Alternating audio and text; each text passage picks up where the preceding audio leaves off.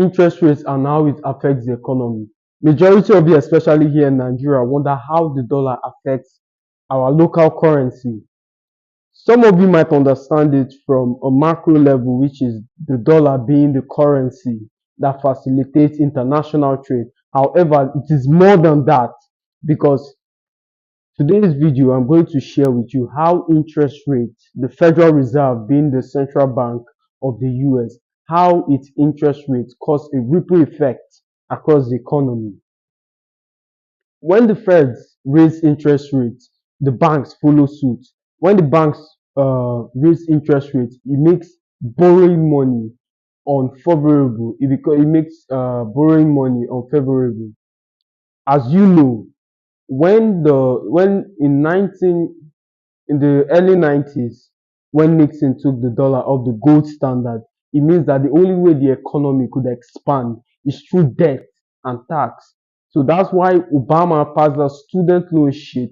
So he messes our young people up, and they call people like you and I conspiracy theorists.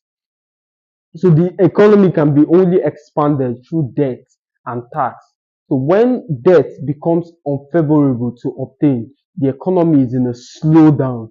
The slowdown being corporations no longer have access to cash. Now they have no money to expand. Therefore, they have to lay off some employees. Their products are no longer selling because consumers have little to no money to spend.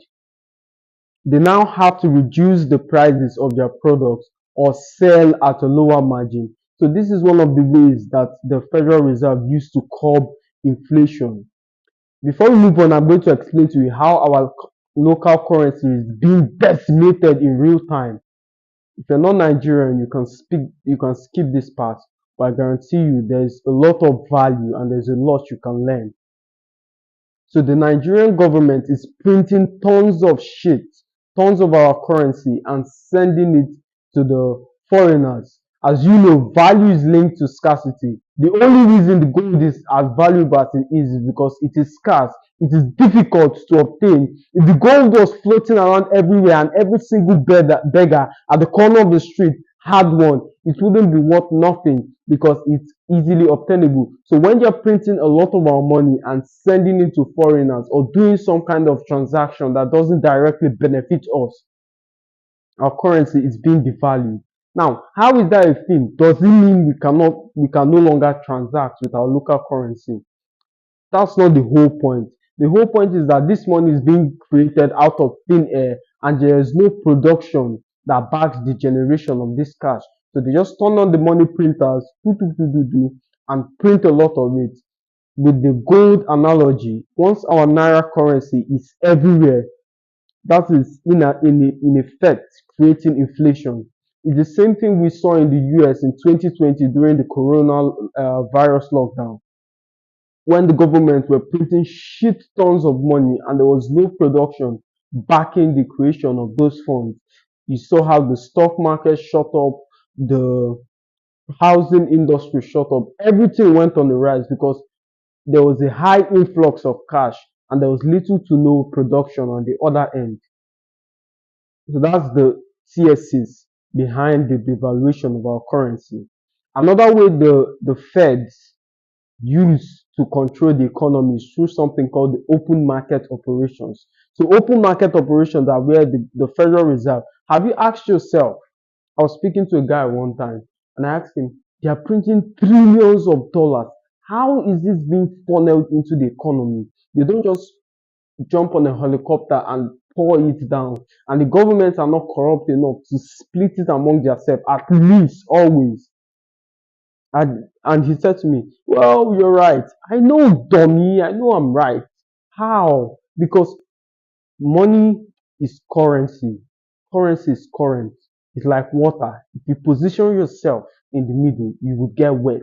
So I wanted to know, how do I move in these trillions of dollars so I can position myself in order to get wet?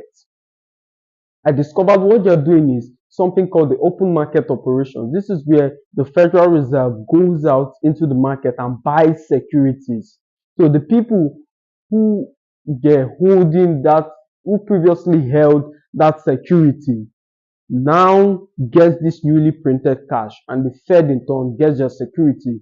So conversely, when the Fed wants to tighten monetary money in the economy, they simply sell the securities. Then the people with the previously printed cash gives it back to them, and the cycle is repetitive. But this is not the only way. We've seen it in interest rates and etc.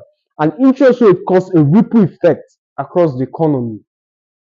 Say they raise interest rates, for instance, they raise interest rates, it becomes unfavorable to borrow money.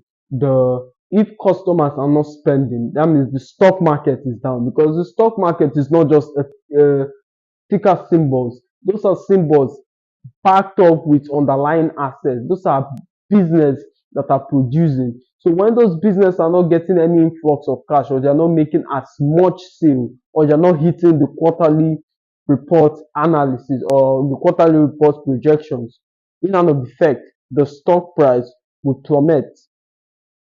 Conversely, if you look at bonds in the times of high interest rate, that's what most people gravitate towards, because the interest rate favors the bonds, favor bonds price. Bond prices are now at an all-time highs of 5% annually. And as you know, with bonds, you cannot lose, especially government bonds. So this is not telling you what to invest in. This is an analysis juxtaposing how the interest rate cause a ripple effect in our economy. If you've enjoyed this video and you found it valuable, drop a comment and let me know what you think. If there's anything you think I missed, which I absolutely and utterly believe that's not the case, let me know. As always, I'll see you in the next one.